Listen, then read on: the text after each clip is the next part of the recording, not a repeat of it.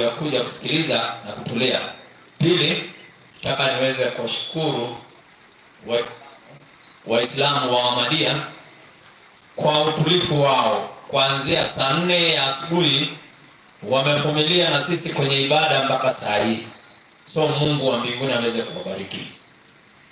Na pia wamekuja ili tuweze kufunzana, na kulingana na imani yao walitangulia saa ile kuelezea hasa masuala ya juu ya Yesu kuwa mwana wa Mungu. Nashukuru kwa sababu alisema ya kwamba Mungu ana wana wengi, lakini kidogo sasa Yesu atakuwa ni mwana wa Mungu na mangapi? Tunataka kusema ya kwamba Yesu ni mwana wa Mungu wa pekee. Wengine ni wana wa Mungu waliotenda dhambi, lakini Yesu anakuwa mwana wa Mungu pekee wake ni kwamba hakutenda dhambi.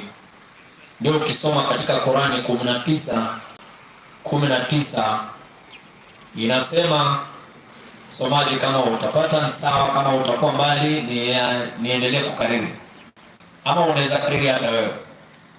Malaika akasema, hakika mimi ni mjumbe wa Mola wako, ili nikupe mwana mtakatifu. Asante. Kwanza huyu Yesu already ni mwana kwa mkono wa malaika. Huyu Yesu ni mwana akiwa kwa mkono wa nani? Wa malaika. Si kwamba anakuwa mwana anapofika kwa Mariamu. Anasema hakika mimi ni mjumbe wa Mola wako ili nikupe mwana. Kwa hiyo kwa mkono wa malaika, kama ilikuwa ni kwa mkono ama ilikuwa ni kwa wapi, lakini already kwa malaika ni mwana kabla hajafika wapi? Kwa Mariamu. Alafu namba 2 ni mtakatifu. Ni mwana ambaye ni mtakatifu. Sasa anakuwa mwana wa Mungu kwa sababu ni Mungu ndiye aliyemtuma Gabrieli. Huyu mwana si wa Gabrieli, na huyu mwana hawi wa Mariamu. Atakuwa wa Mariamu wakati atakapopokewa na Mariamu, lakini Mariamu angekataa, bado angerudi kuwa mwana wa nani? Wa Mungu. Alafu upekee wake ni kwamba hakutenda dhambi. Alafu jambo lingine ni kwamba huyu Yesu, baada ya kuwa yeye ni mwana wa Mungu, ni mzaliwa wa kwanza. Kitabu cha Waebrania. Sina maneno mengi ya kusema, ninangoja tufungue ukurasa ule mwingine wa pili, maana kwa hii shamaliza ni maneno madogo tu. Kitabu cha Wakolosai 1:15 ni machache tu nasema, alafu ndio tuingie kwa heri na hawa, alafu ndio tufungue ukurasa wa pili unaofuata. Soma andiko linasemaje? Naye ni mfano wa Mungu asiyeonekana. Huyu Yesu Biblia inasema ni mfano wa Mungu asiyeonekana, mzaliwa wa kwanza wa nini? Wa viumbe vyote. Kwa hiyo Yesu yeye ni number 1 kwa viumbe vyote. Yaani yeye ni mzaliwa, anakuwa ni mwana wa kwanza kwa viumbe vyote. Kama kuna mwingine anakuwa mwana, Musa akiwa mwana, Daudi akiwa mwana, Yakobo akiwa mwana, lakini Yesu anakuwa ni wa kwanza kwa viumbe vyote. Hiyo ndio habari. Alafu lingine linalofuata, Yesu ni mtume. Kwanza anakuwa mtume katika Israeli, lakini baada ya Israeli anaenda kwa mataifa. Kitabu cha Isaya, nisaidie. Ni mzuri tuweze kuelewa yote. Mimi ukiniambia mimi Yesu ni mtume kwa Israeli, sitakataa kwa sababu andiko linasema. Na pia ukiniambia ya kwamba ni mtume kwa mataifa, sitakataa kwa sababu andiko limefanya namna gani? Limesema. Kwa mfano mimi nimetumika nyumbani kwetu. Utume wangu ulianza na mzazi wangu. Utume wangu ulianza na mzazi wangu, akaanza kunifundisha, enda leta hiyo kikombe, enda leta hiyo sahani, enda fukuza huyo ng'ombe, enda shuleni. Nikaanza kuwa mtume. Utume wangu ulianzia nyumbani.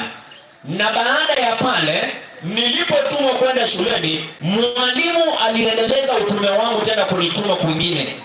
Na baada ya pale nilipokuwa mtu mzima, ninaendelea kutumika mpaka naenda mpaka na mahali ambapo wazazi wangu hawajanituma.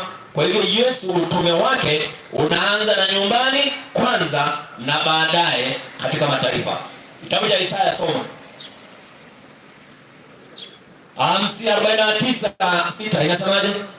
Inasema Soma. 49:6. Naam, asema hivi. Ni neno dogo sana wewe kwa mtumishi wangu. Huyu ni Yesu utabiri wake.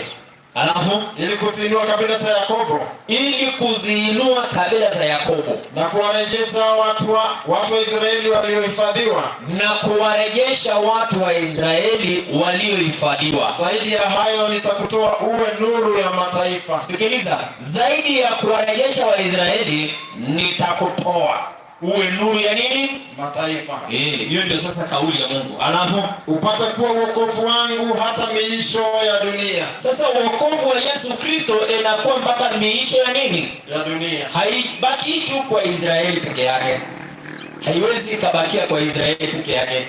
Kwa hivyo Yesu anaposema ya kwamba sikutumwa ila kwa kondoo waliopotea wa nyumba ya Israeli, anazungumzia kipengele cha kwanza.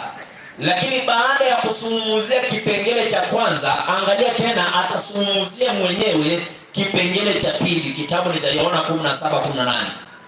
Anasungumzia baada ya kusungumzia ile ya kwanza, ametumwa kwa Waisraeli. Tena mwenyewe anarudia, anafungua ukurasa wa pili. Anafunguaje? Maana vile ulivyonituma mimi ulimwenguni, nami vivyo hivyo naliwatuma hao ulimwenguni. Yesu anasema ya kwamba kwa kinywa chake alitangulia akasema alitumwa kwa Israeli.